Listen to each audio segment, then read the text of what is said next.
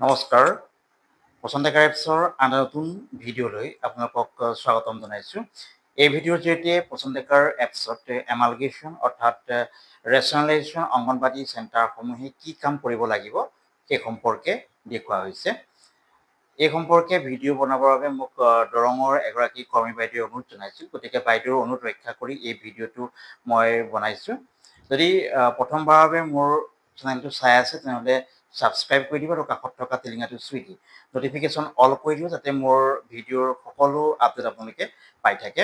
এতিয়া ভিডিঅ'ৰ পৰৱৰ্তী অংশলৈ আগবাঢ়িছোঁ। এতিয়া মূল কথালৈ আহিছোঁ। দৰঙৰ এগৰাকী কৰ্মী বাইদেৱে মোক জনাইছিল যে তেখেতে পহু কাণে শুনিব পাৰিছে যে বসন্তেকাৰ এপছত যিকেইটা অংগনবাদী চেণ্টাৰ ওচৰৰ অংগনবাদী চেণ্টাৰৰ লগত এমালগেশ্যন হৈছে অৰ্থাৎ ৰেচনেলাইজেশ্যন কৰা হৈছে, সেই কেন্দ্ৰকেইটাই এতিয়াৰ পৰা বসন্তেকাৰ এপছত যিখিনি কাম কৰিব লাগে সেই কামখিনি কৰিব নালাগে। যিটো মেইন অংগনবাদী চেণ্টাৰ আছিলে সেই অংগনবাদী চেণ্টাৰৰ বসন্তেকাৰ এপছতে তেওঁলোকে যিটো চেণ্টাৰত কাম কৰি আছে সেই চেণ্টাৰৰ ডাটাখিনি বসন্তেকাৰ এপছটোত এণ্ট্ৰি কৰিব লাগে। মই বাইদেউগৰাকীৰ জ্ঞাতাৰ্থে আপোনালোকক জনাই থ'ব বিচাৰিছোঁ যে এতিয়ালৈকে তেনে কোনো নটিফিকেশ্যন অহা নাই। হয়তো অনাগত দিনত তেনেকুৱা কিবা নতুন নটিফিকেশ্যন আহিব পাৰে। এতিয়া আপোনালোকে বসন্তেকাৰ এপছত যিটো আপোনালোকৰ নামত ৰেজিষ্টাৰ হৈ আছে মোবাইল ফোনত, যিটো অংগনবাদী চেণ্টাৰ আপোনালোকৰ নামত ৰেজিষ্টাৰ হৈছে, সেই অংগনবাদী চেণ্টাৰৰে ডাটাখিনি আপোনালোকে নিজে এতিয়া আপোনালোকে কৰিব। যেতিয়া চৰকাৰে সিদ্ধান্ত গ্ৰহণ কৰিব তেতিয়াহে আপোনালোকে বসন্তেকাৰ এপছত যিটো মেইন অংগনবাদী চেণ্টাৰ আছে সেই অংগনবাদী চেণ্টাৰত ডাটাখিনি এণ্ট্ৰি কৰিব লাগিব।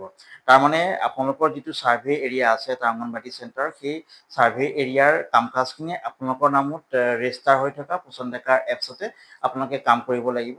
যিটোত আহি পেলাই আপোনালোকে এতিয়া ল'ৰা ছোৱালীক খাদ্য দি আছে, ল'ৰা ছোৱালীক প্ৰি স্কুল এক্টিভিটি কৰি আছে, সেই প্ৰি স্কুল এক্টিভিটি কৰি থকা চেণ্টাৰটোত আপোনালোকে তেওঁলোকৰ নামত বসন্তেকাৰ এপছত ডাটাখিনি এণ্ট্ৰি কৰিব নালাগে।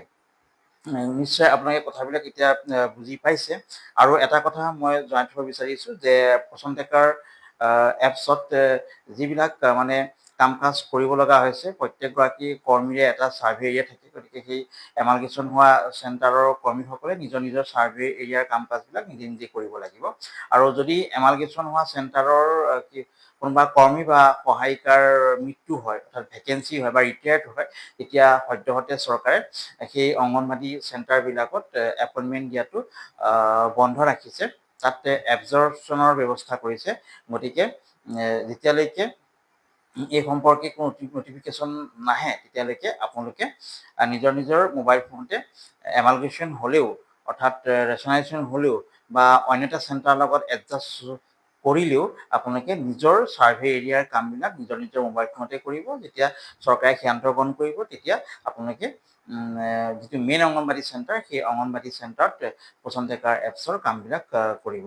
আশা কৰোঁ আপোনালোকৰ যিটো ক্ষুধনি আছিল সেই ক্ষুধনি এই ভিডিঅ'টো চাই আপোনালোকে নাইকিয়া কৰিব পাৰিব। ধন্যবাদ।